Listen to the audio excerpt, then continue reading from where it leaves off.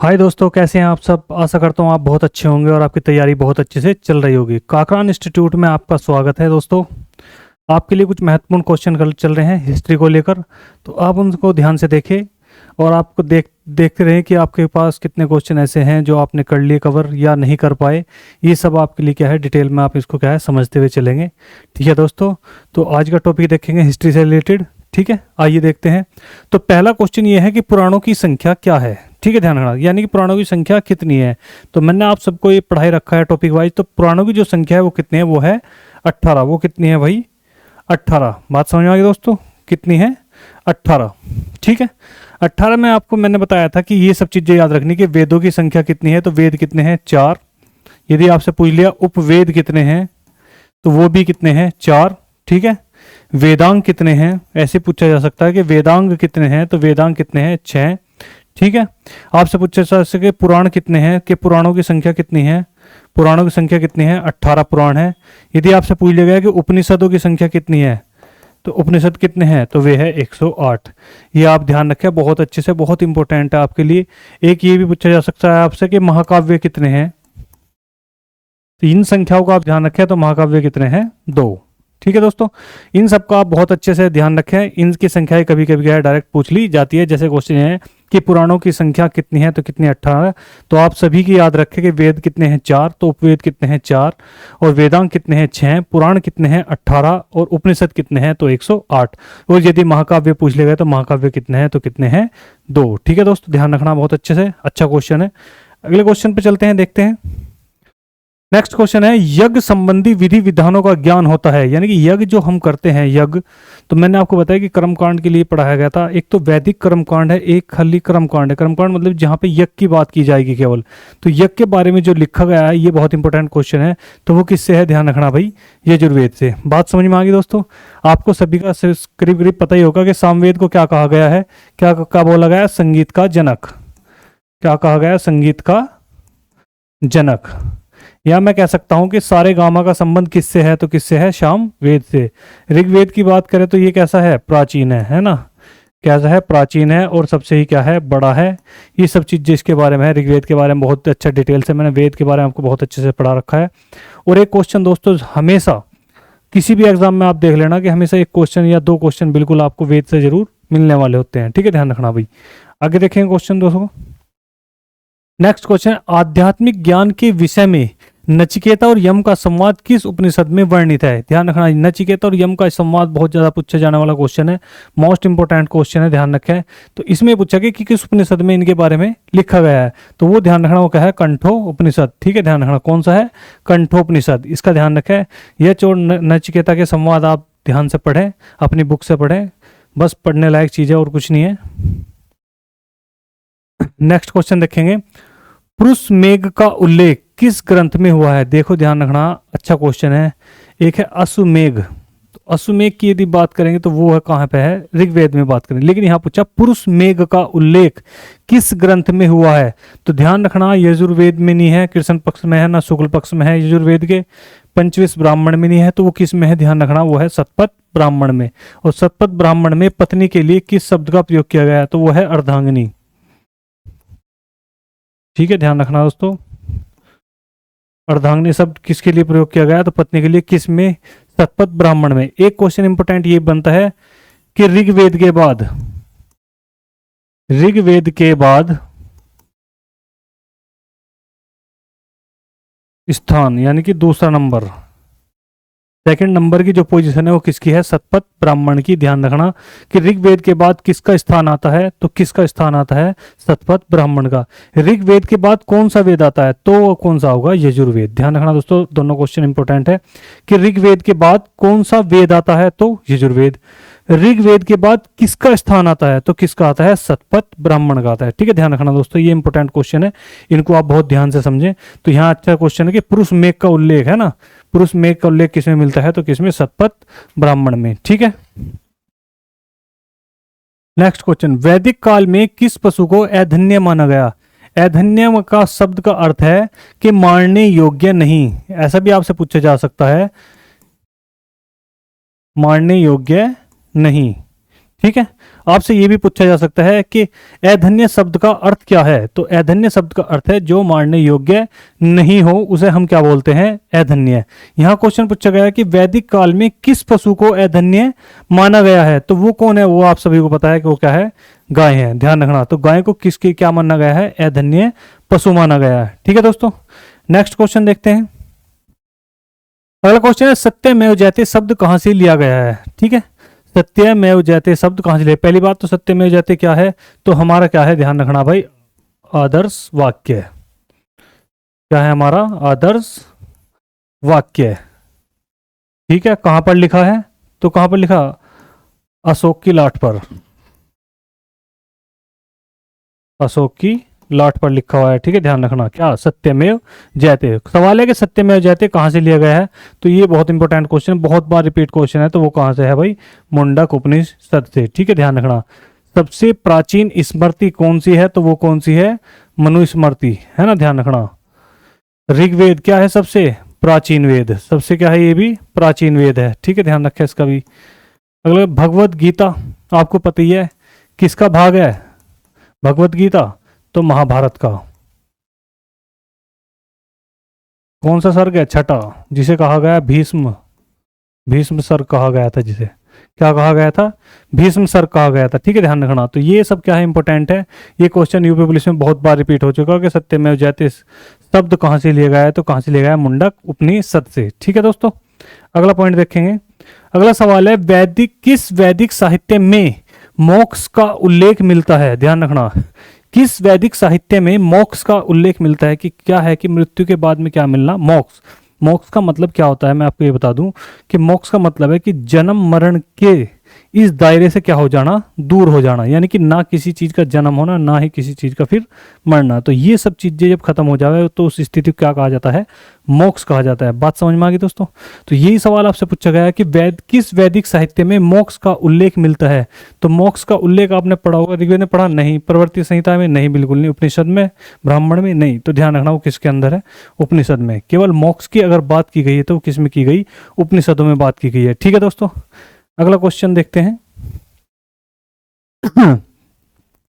वेद शब्द का अर्थ क्या है।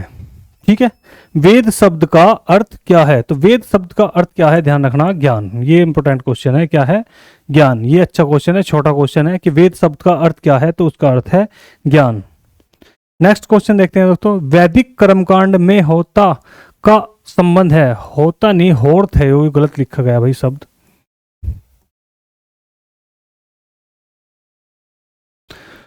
वैदिक कर्मकांड में होर्त का संबंध है, तो होर्त का मतलब है कि किसी चीज को क्या है, पढ़ना है ना, किसी चीज को। तो जैसे क्वेश्चन आपसे पूछेगा कि ऋग्वेद के पढ़ने वाले को क्या कहा जाता है, तो ये कहने का दूसरा क्वेश्चन इसका ये बनेगा, वैदिक कर्मकांड में होर्त का संबंध किससे है, या पूछा जाएगा कि होर्त किसे कहा जाता है। तो ध्यान रखना, जो ऋग्वेद को पढ़ते हैं, इसका संबंध किससे है, ऋग्वेद से है।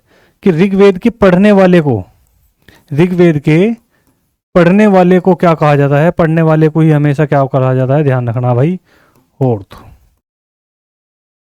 बात समझ में आ गई। यजुर्वेद के पढ़ने वाले को क्या कहा जाए, अर्धायु कहा जाता है।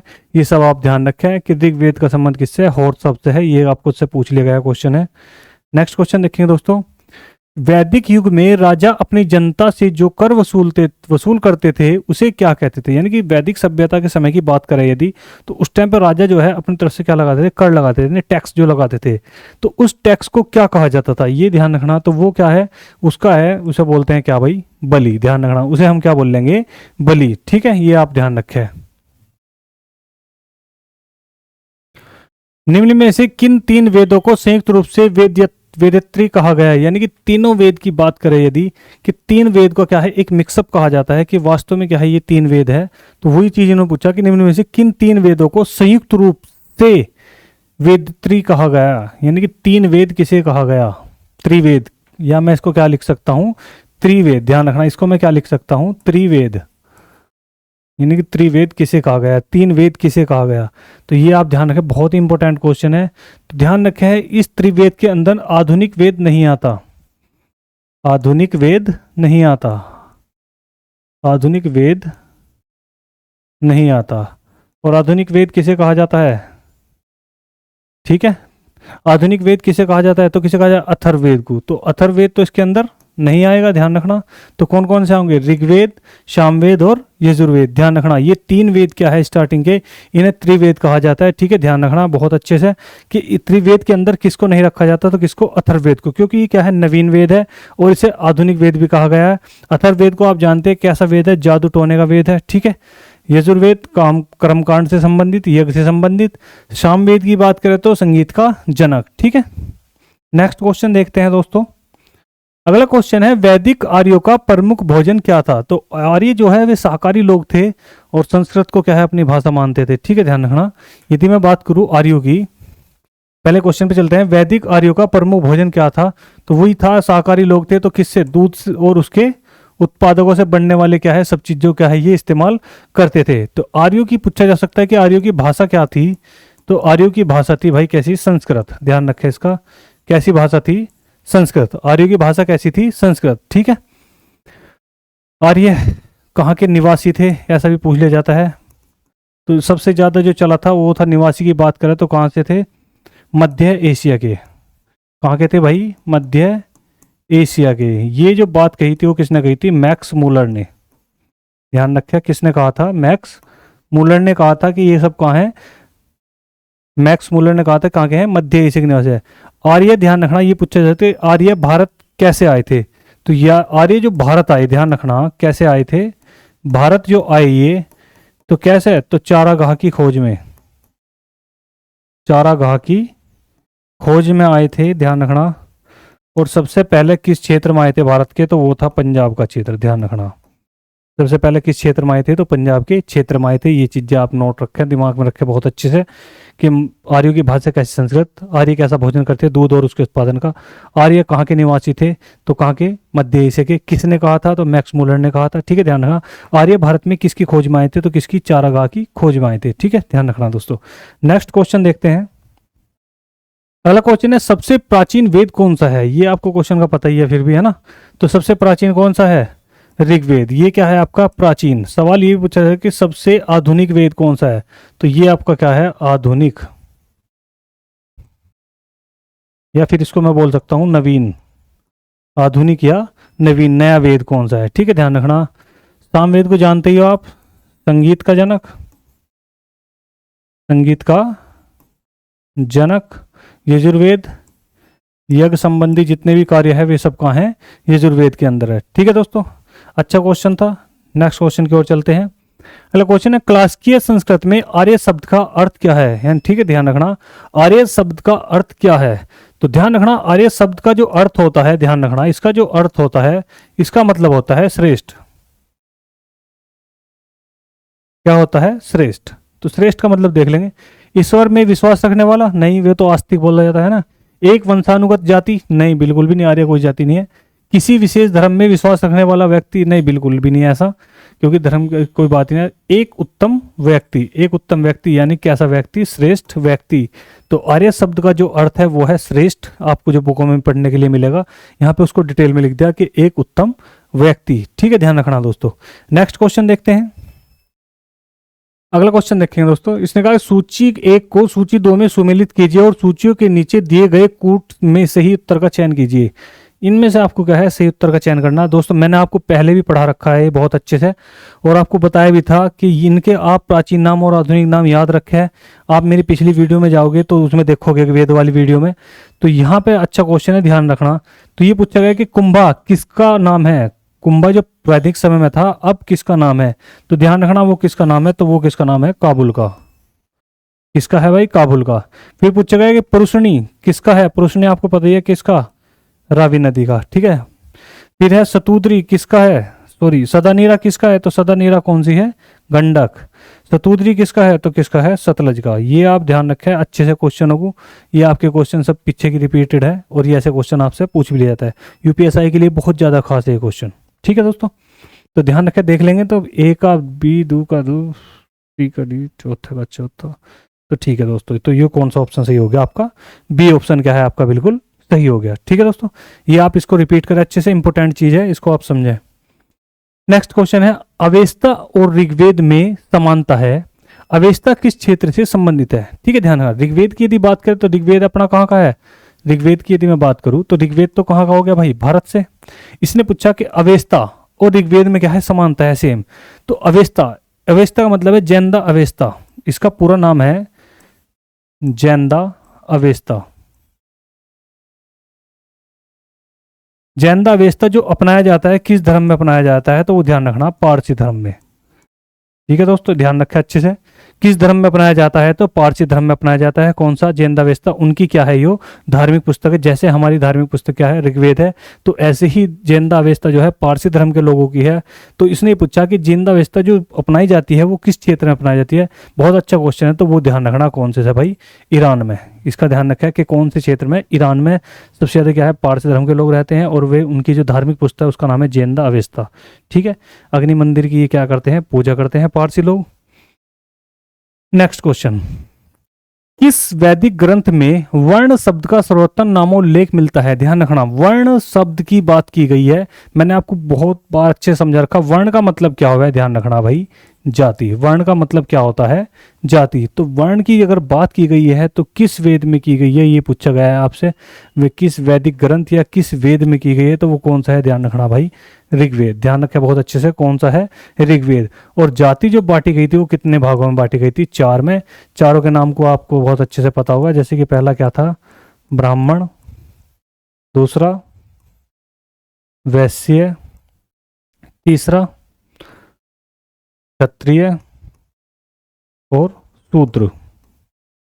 ठीक है, इनकी एक अपनी क्या थी? पहचान भी थी। ब्राह्मण की पहचान किससे होती थी? शिखा से। शिखा मतलब चोटी। वैश्य की जो पहचान होती थी किससे होती थी? ठीक है, पद से, यानी पद, सॉरी, पद से यानी कि पैर से, सॉरी। ठीक है, वैश्य की जो पहचान होती है किससे होती थी? उधर भी बोला जाता है। क्षत्रिय की पहचान कंधों से, यानी कि भुजा से। शूद्र की पहचान किससे होती थी? पद से, यानी पद यानी कि पैरों से। इन सब की क्या थी? ये पहचान थी। आप ध्यान रखें बहुत अच्छे से। ठीक है दोस्तों, नेक्स्ट क्वेश्चन देखते हैं। निम्नलिखित 4 वेदों में से किस एक में जादुई माया और वशीकरण का वर्णन मिलता है? ठीक है, आपको सभी की जानकारी होनी चाहिए। तो यदि मैं वेद की बात करूं तो आपको इसमें मिलेगा कि किसकी जानकारी? वर्ण की जानकारी है वेद में। एक तो वर्ण के बारे में, मैं इधर लिख देता हूं। नंबर 1 तो वर्ण यानी कि जाति के बारे में आपने पढ़ ही लिया, वर्ण के बारे में है। नदियों के बारे में है। ठीक है, देवताओं के बारे में है, देवी देवताओं के बारे में। ये सब क्या है? ऋग्वेद में है सब। यजुर्वेद की बात करूं तो आपको बताइए कि यज्ञ, यज्ञ की जो सामग्री है, सब चीजें जो यज्ञ में होती है वो सब कहाँ है? यजुर्वेद के अंदर है। और इसमें बात करी जादू टोना की, तो जादू टोना में कौन सा आता है भाई? अथर्ववेद। तो ये कैसा है? जादू टोने का वेद है। सामवेद आपको पता ही है कि कैसा है? संगीत का जनक है। किससे संबंधित है? संगीत से संबंधित। तो आप इनका बहुत अच्छे से ध्यान रखें, एक क्वेश्चन आपका परफेक्ट बनने वाला ही है, ध्यान रखें भाई आप। नेक्स्ट क्वेश्चन देखेंगे, निम्नलिखित वैदिक देवताओं में किसे उनका पुरोहित माना जाता था? देखो ध्यान रखना कि देवताओं का पुरोहित, यानी कि जो देवताओं का क्या था? पुरोहित था, जिसकी क्या है बात करते हैं। तो वैदिक देवताओं में उसका किसे पुरोहित माना जाता था? तो वो पुरोहित कौन था? तो वो कौन थे भाई? बृहस्पति। ध्यान रखा, कौन थे भाई? बृहस्पति।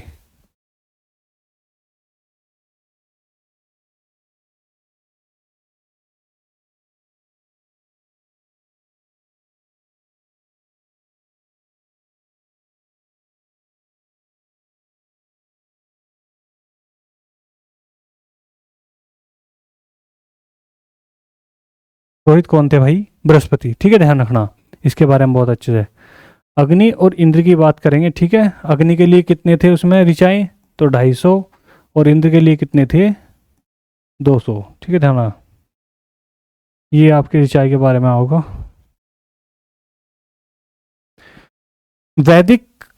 ऋग्वैदिक काल में निष्क किस अंग का आभूषण था? तो ध्यान रखना, निष्क क्या था? एक प्रकार का आभूषण था। तो ये पूछा गया है कि निष्क जो था वो क्या था? तो निष्क था, ध्यान रखना, जैसे कि आज के टाइम में हम बात कर देते हैं कोलिर, या फिर क्या बोल देते हैं उसको, चैन बोल देते हैं। ऐसी इसका सवाल है कि ऋग्वैदिक काल में निष्क किस अंग का आभूषण था? तो निष्क जो था वो किसका था? याद रखें दोस्तों, गले का। ठीक है, ध्यान रखना। निस्क किसका था? गले का आभूषण था, जो किसमें ऋग्वैदिक काल में क्या है उपयोग किया जाता था और किस नाम से जाना जाता था? निस्क के नाम से। आगे चल के पढ़ेंगे निस्क और शतमान क्या थी। तो निस्क और शतमान जो आगे चल के बनेगी आर्यों के समय में, तो वो एक मुद्रा का नाम हो जाएगी। लेकिन यहाँ पूछा ऋग्वैदिक काल में, यानी कि जब वेदों का टाइम था तब क्या बोला जाता है निस्क को? तो वो गले का क्या था? एक आभूषण था। लेकिन जैसे ही हम उत्तर वैदिक काल में पहुंचेंगे तो वहां पे निस्क और शतमान क्या हो जाएगी? मुद्रा की इकाई के रूप में हम उसे क्या करेंगे? पढ़ेंगे। नेक्स्ट देखेंगे। अगला क्वेश्चन है दोस्तों, महाभारत मूलतः किस रूप में जानी जाती थी? यानी कि महाभारत को जो मूल रूप था उसे किस नाम से हम क्या है जानते थे? ठीक है, ध्यान रखना। तो बृहत कथा नहीं, ब्राह्मण नहीं, बृहत संहिता नहीं, बिल्कुल नहीं। तो उसका नाम क्या था? जय संहिता। ठीक है, ध्यान रखना। यह आपसे पूछा जा सकता है कि महाभारत का प्राचीन नाम क्या था।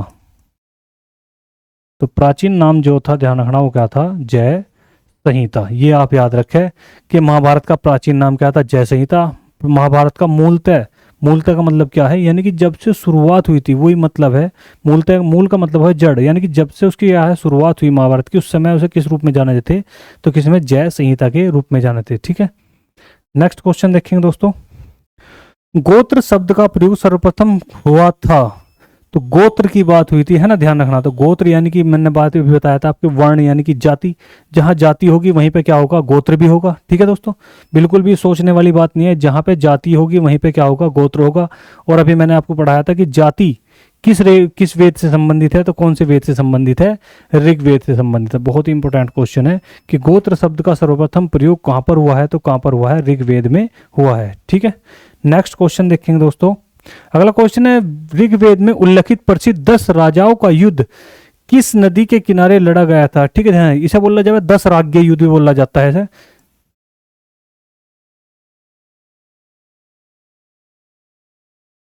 10 राज्य युद्ध यानी कि 10 राजाओं का क्या था? युद्ध था। ठीक है, ध्यान रखना। तो जो लड़ा गया था किसके नदी के किनारे लड़ा गया था? तो वो कौन था? पुरुषनी। पुरुषनी मतलब रावी नदी के किनारे। ठीक है, ध्यान रखना। विपाशा यानी कि व्यास नदी। अस्किनी मतलब चिनाब नदी।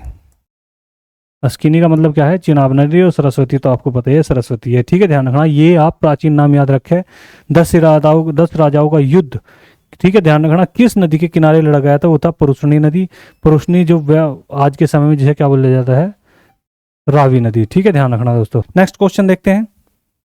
अगला क्वेश्चन है, निम्न में से किस नदी को ऋग्वेद में मते मता, मते तमा, देवी तमा और नदी तमा के संबंधित किया गया है? यानी कि माता के रूप में अगर मैं बात करूं कि किस ऋग्वेद के समय में माता के रूप में जो किस नदी को माना गया है, ये आपको मैंने बहुत अच्छे पढ़ा रखे हैं। आप सब उनके टॉपिकों को देखेंगे, वेद की क्लास देख लेना आप, एक भी क्वेश्चन आपसे नहीं छूटेगा। ठीक है, तो बात करें सिंधु को, सरस्वती को, वितस्ता को या फिर यमुना को। तो इसने कहा मतेत्मा या देवी माता है, या देवी तमा का मतलब है देवी माता या माताओं की माता या फिर नदियों की माता किसे कहा गया है? ये आपसे क्या है क्वेश्चन पूछा गया है। तो वो कौन सी नदी है? तो वो ध्यान है, सबसे पवित्र नदी की यदि मैं बात करूं तो वो है, वो कौन सी है? सरस्वती। ठीक है, ध्यान रखना। कौन सी है भाई सबसे पवित्र नदी? तो सरस्वती है। ठीक है, ध्यान रखना। सिंधु की बात करें तो सबसे ज्यादा बार जिक्र हुआ है, सबसे ज्यादा बार नदियों में सबसे ज्यादा बार किस नदी का जिक्र ऋग्वेद में हुआ है? तो किसका? सिंधु नदी का। यमुना का कितनी बार हुआ है? तो ध्यान रखना 3 बार। यदि पूछा गया गंगा का कितनी बार हुआ है? तो गंगा का हुआ है केवल 1 बार। ये मैंने आपको बहुत अच्छे से पढ़ा रखा है टॉपिक, आप इसको पीछे वीडियो में देखेंगे जाके तो आपको पूरी बात अच्छे से समझ में आ जाएगी। ठीक है दोस्तों, नेक्स्ट क्वेश्चन देखेंगे। अगला क्वेश्चन है, किस वेद में सभा और समिति को प्रजापति की 2 पुत्रियां कहा गया है? किस वेद की बात कर रहे हैं? तो यह गया है सभा और समिति में क्या है? प्रजापति की 2 पुत्रियों का नाम दिया गया है। तो वो किस वेद में कहा गया है? तो वो ध्यान रखना अथर्ववेद में। ध्यान रखना किस वेद में? अथर्ववेद में कहा गया था कि सभा और समिति राजा की क्या है? 2 पुत्रियां है। ठीक है, याद रखें आप इसको अच्छे से। नेक्स्ट क्वेश्चन है, आयुर्वेद अर्थात जीवन का विज्ञान, जीवन का विज्ञान का उल्लेख सर्वप्रथम किस वेद में मिलता है? ठीक है, ध्यान रखना, या किस में मिलता है? तो जीवन का विज्ञान। ठीक है, ध्यान रखना, जीवन का मतलब है कि जिसमें क्या है? औषधि, जड़ी बूटी, ये सब चीजें हो तो उसे क्या बोले? जीवन का विज्ञान। तो ऐसा कौन से उसमें है? तो ऐसा कौन सा है? अथर्ववेद में। ठीक है, ध्यान रखना। सामवेद आपको पता ही है क्या? संगीत से संबंधित है। यजुर्वेद यज्ञ से संबंधित है। ठीक है, अरण्यक यानी कि जंगल का संबंध है इससे, तो अरण्यक मतलब जंगल से संबंधित है। अथर्ववेद में क्या है, जीवन का विज्ञान का उल्लेख मिलता है। नेक्स्ट क्वेश्चन देखेंगे, वैदिक युग में प्रचलित लोकप्रिय शासन प्रणाली कैसी थी? यानी कि वेदों के टाइम की यदि हम बात करें तो उस समय जो प्रचलित थी, जो शासन की व्यवस्था होती थी, वो किस रूप में होती थी, ये आपसे पूछा गया है। तो निरंकुश नहीं, निरंकुश का तो वहां कोई प्रजातंत्र बिल्कुल भी नहीं, प्रजा कोई तंत्र नहीं था। गणतंत्र, किसी की गणना नहीं की जाती थी। तो कैसे, वंश परंपरागत राजतंत्र, है ना, राजतंत्र यानी कि राजतंत्र का मतलब है राजा का पुत्र, राजा का पुत्र राजा, ध्यान रखना, है ना। गणतंत्र का मतलब है जनता द्वारा चुनकर आना, जनता द्वारा चुना जाना, ठीक है। निरंकुश, जिसमें कोई भी रोक टोक ना हो। प्रजातंत्र यानी कि प्रजा के अनुसार, इसका मतलब है प्रजा के अनुसार, जैसा प्रजा कहेगी वैसा ही शासन चलेगा, ऐसा तो था ही नहीं। आपको पता है तो कौन सा था, वंशानुगत, पहले राजा का लड़का ही क्या होता था, राजा। और ऐसा कब तक चला, ये समझ लो लगभग मुगलों के टाइम तक, है ना, ध्यान रखना। तो ये मुगलों के टाइम तक पूरा लगातार ऐसे ही क्या है, चलता रहा, ठीक है। नेक्स्ट क्वेश्चन है, ऋग्वेद में सर्वाधिक संख्या में मंत्र संबंधित है। तो ऋग्वेद में जो सबसे ज्यादा मंत्र कहे गए हैं वो किसके लिए कहे गए हैं? अग्नि के लिए। कितने कहे गए थे भाई? 250, ठीक है, ध्यान रखना। इंद्र के लिए कितने कहे गए थे? तो वे कितने कहे गए थे? 200। लेकिन इंद्र उस समय का क्या था, पवित्र देवता के रूप में इसको क्या है, माना जाता था, ठीक है, ध्यान रखना, पवित्र देवता के रूप में माना जाता था। बात समझ में आ गई दोस्तों। नेक्स्ट क्वेश्चन देखेंगे। अगला क्वेश्चन, निम्न में से पूर्व वैदिक आर्यों का सर्वाधिक लोकप्रिय देवता कौन था, है ना। तो इनका पूर्व वैदिक आर्यों का, पहले वैदिक आर्य जो थे, तो पहले की यदि बात करेंगे तो कौन थे? तो वो कौन थे? इंद्र, ठीक है, ध्यान रखना, वो कौन थे भाई?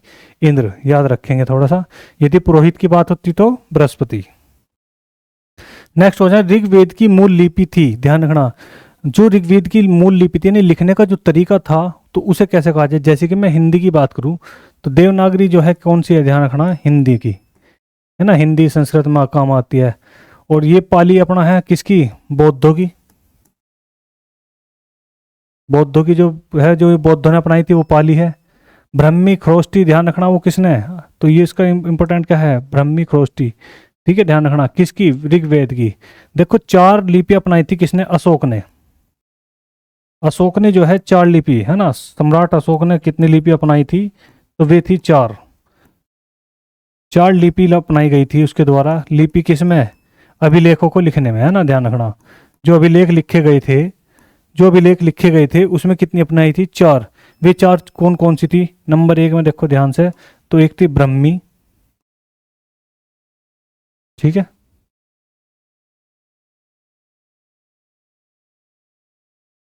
ब्राह्मी। फिर थी खरोष्टी, ब्रह्मी खरोष्टी। और तीसरी थी ग्रीक। और चौथी थी भाई अरमाइक, ठीक है, ध्यान रखना, ग्रीक और अरमाइक। 4 लिपियों का प्रयोग किया गया था, आप ध्यान रखें। यहाँ पूछा गया है कि ऋग्वेद की मूल लिपि कैसी थी, तो वो कैसी थी? ब्रह्मी, ठीक है, ध्यान रखना। अशोक सम्राट अशोक जो हुए, उन्होंने अपनी अभिलेखों में जो लिखा गया था, जो शिलालेख लिखे थे या अभिलेख लिखे थे, तो उनमें 4 लिपियों का प्रयोग करा था, ब्रह्मी, खरोष्टी, ग्रीक और अरमाइक। इनका ध्यान रखें, ठीक है दोस्तों। ब्राह्मी लिपि के जितने भी अभिलेख है वे सब कहाँ हैं? भारत में है। यदि मैं खरोष्टी की बात करूँ तो पाकिस्तान के क्षेत्र में है। और ग्रीक अरमाइक की बात करूँ तो ये क्या है? अफगानिस्तान के क्षेत्र में पाए जाने वाले अभिलेख हैं। आप इनका बहुत अच्छे से ध्यान रखें। नेक्स्ट क्वेश्चन है, गायत्री मंत्र के नाम से प्रसिद्ध मंत्र सर्वप्रथम किस वेद में किस ग्रंथ में मिलता है? ठीक है, ध्यान रखना। तो गायत्री मंत्र का उल्लेख आपको पता है, तो किस में मिलता है? तो किस में? ऋग्वेद में, ठीक है, ध्यान रखना। ऋग्वेद का भी कौन सा मंडल है? तीसरे मंडल में। ऋग्वेद के कौन से भाई? तीसरे मंडल में, तीसरे मंडल में, ठीक है, ध्यान रखना। और गायत्री मंत्र जो समर्पित है, गायत्री मंत्र समर्पित है, समर्पित किसको है? तो वो कौन सा है? सावित्री देवता, या फिर मैं इसको लिख सकता हूँ सूर्य देवता। ठीक है दोस्तों, ध्यान रखें अच्छे से। अच्छा क्वेश्चन है। नेक्स्ट क्वेश्चन है, सर्वप्रथम किस उपनिषद में देवकी पुत्र अंगिरस के शिष्य के रूप में कृष्ण का उल्लेख मिलता है? यानी कि वो कौन सा उपनिषद है जिसमें श्री कृष्ण के बारे में क्या है उल्लेख जो है मिलता है? इंपॉर्टेंट क्वेश्चन है, तो वो कौन सा है? छंदोग्य उपनिषद। छंदोग्य उपनिषद में क्या है? कृष्ण का उल्लेख मिलता है। ठीक है, ध्यान रखें आप दोस्तों। नेक्स्ट क्वेश्चन है, नैनार कौन थे? है ना, दो तरह की कंडीशन थी, एक तो थे नैनार और एक थे अलवार। ठीक है, तो नैनार कौन थे? शिव उपासक। शिव उपासक यानी कि जो शिव की पूजा करते थे उन्हें क्या बोलते थे हम? अपना नैनार। और यदि बात करूं अलवार की, तो वो कौन थे? विष्णु उपासक। ठीक है दोस्तों, ध्यान रखना, वे कौन थे? विष्णु उपासक। कौन? अलवार। तो यहाँ पूछा गया नैनार कौन थे, तो वैष्णव अनुयायी? नहीं, बिल्कुल भी नहीं। शैव मतलब शिव, शिव धर्म के अनुयायी, है ना। तो ये आपका क्या है? राइट आंसर हो जाएगा। पूछा आपसे ये भी जा सकता है कि नैनारों की संख्या कितनी थी? इनकी ध्यान रखें, क्या पूछा जा सकता है आपसे? संख्या पूछा जा सकता है कि नैनारों की संख्या कितनी थी, अलवारों संतों की संख्या कितनी थी। तो नैनार संत जो थे वो ध्यान रखना कितने थे? 63। अलवार जो संत थे वो कितने थे? 12। ये ध्यान रखें बहुत अच्छे से। ये सब क्या थे? घुमक्कड़ी संत थे। सबके सब क्या थे? घुमक्कड़ी संत थे। इनकी संख्या आपके लिए पूछी जा सकती है, इंपॉर्टेंट है, इसका ध्यान रखें। ठीक है, कि नैनारों की संख्या कितनी थी, तो कितनी? 63। यदि पूछा गया कि अलवारों की संख्या कितनी थी, तो कितनी थी? 12। ये सब क्या थे? तमिल हिंदू थे। सबके सब क्या थे भाई? ध्यान रखना, तमिल हिंदू। दोनों के दोनों तो क्या थे ये?